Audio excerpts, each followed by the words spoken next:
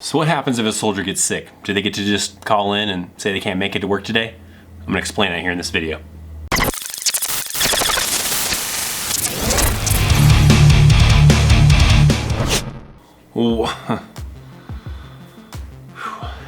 What's up, friends? I am U.S. Army veteran Christopher Chaos, and let's talk about what soldiers have to go through if they're not feeling good or they're sick in the Army.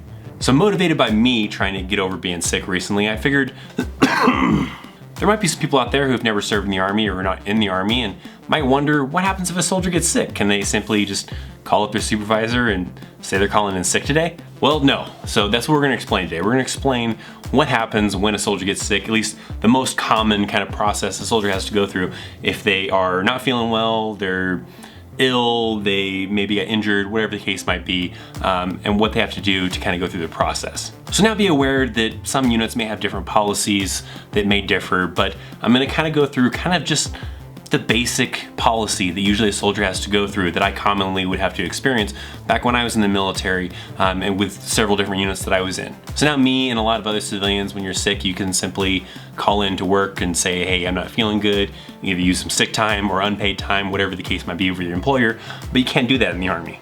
So if a soldier wakes up one morning and they're not feeling good, they're throwing up, maybe they have diarrhea, they're just feeling ill, here's the kind of the process they have to kind of go through. So typically if a soldier wakes up, they're not feeling well, they still have to go into work. So they're gonna have to go into what's called usually the orderly room. They have like a front desk. It's kind of like a reception area. It's kind of the common place you would first stop off at. And you do this early in the morning before formation. Usually have a time frame that you're supposed to do this in, usually called the sick call hours. And that's kind of what the process is called, is going on sick call. So a soldier would stop by that front desk, that orderly room, whatever the case might be, and they would usually sign in on a sheet saying that, hey, they're going to sick call this morning, and then they might have to get like a slip or something to take with them to sick call. Now some units may have it where after you sign in on sick call, you still have to go to formation for accountability purposes, and then after formation you can go over to the aid station where the medics are at to go on sick call. Most commonly I've usually seen by signing in on that sheet, you let your supervisor know, hey, I'm going to sick call, and you just head straight over there and they know that, hey, when we do accountability, this soldier is gone on sick call. So from there, the soldier shows up at the aid station, which is like where the medics are operating out of. They'll then usually like sign in or something, wait in line, and then someone will call them up and they'll usually go to like a booth or a table or a room, whatever they have the kind of layout of their aid station to kind of just get the vitals checked on. Usually this is done by an enlisted soldier. They'll go through, check your heart rate, check maybe your temperature and all that kind of stuff, maybe something that's related to whatever it is that you're going to sick call for. From there, after that enlisted soldier does all the basic stuff, checking your vitals and everything, usually that's when the PA comes in, which is usually often like a lieutenant or something. And now it may vary, like I said, based on units and stuff like that, but commonly when I've seen it, it's usually like a first lieutenant or a second lieutenant that is the PA, and then they kind of start examining you a little bit further. So then from there, the PA usually determines if you need to go to the hospital or if it's something they can treat there at the aid station, and then kind of go on from there. Now, usually with smaller stuff, like you just have the flu, maybe you're vomiting, you just have diarrhea, that's usually something commonly is mostly treated at the aid station. If you talk to soldiers and veterans and everything like that, you'll know that it's actually very hard to get quarters, which quarters is what you would get if you got to stay home and maybe lay in bed to try to recover. And it's kind of difficult sometimes to get quarters.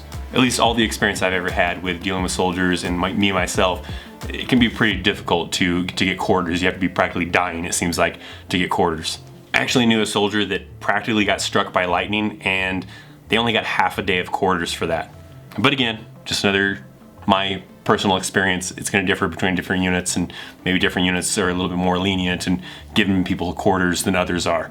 And of course, be aware, it just kind of depends on really what the sickness is, what the injury is, or whatever the case might be, whether or not that soldier gets quarters. I'm just saying that sometimes it's often pretty hard to get quarters. Commonly, soldiers just get Motrin and then told to go back to work and kind of suck it up. But if a soldier does receive quarters, then usually they have to report back to their chain of command, their leadership, show them they have quarters, they make a copy of that piece of paper, and then they get to go home for however long it is that they have quarters for. Other situations may just end up giving them what's called a profile, which means that they're kind of limited on what they can do. Usually it's physical activity type of stuff, or just different things that the profile will outline of what they can and can't do, and then their leadership kind of has to kind of work around them of what they can and can't do for whatever limited time that the profile says that they can't do this activity or can't do this exercise or whatever.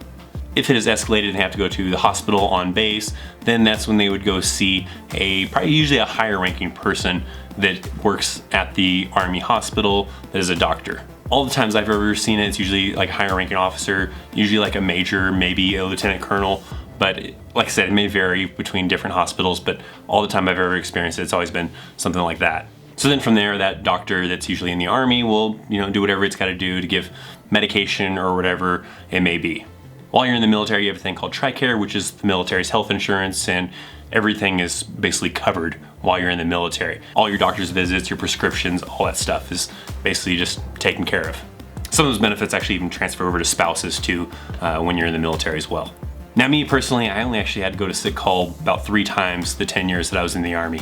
One of the times was I had to get some stitches removed after getting hit on top of the head by a big canister. And then the other 2 were basically just to make appointments for when I was getting out of the Army for doing physicals. I had to go through the sick call process to make those appointments for the physicals to get out of the Army.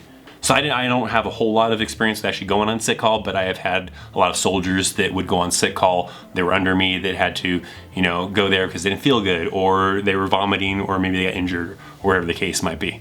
So there you go, just kind of a quick little video to kind of explain to someone who's not in the military or have not been in the military what a soldier has to go through if they're not feeling well or they get injured. If you are in the military or have been in the military and you have some kind of crazy sick call type of story, go ahead and leave some comments down below. If you have some additional questions regarding a sick call, I'll try to see if I can answer some. If not, maybe some of my fellow veteran or active duty viewers can answer those questions in the comments down below, so go ahead and leave those down there as well if you want. Thanks for watching. I'm Christopher Chaos. Hope you enjoyed the video. If you did, make sure to hit that thumbs up. If you're new here and you want to know more military stuff, make sure to hit that subscribe button. I think it's down that way somewhere's probably. Maybe it's down that way. I don't know. I always get the screens mixed up. Thanks for watching. I'll see you next time. See ya.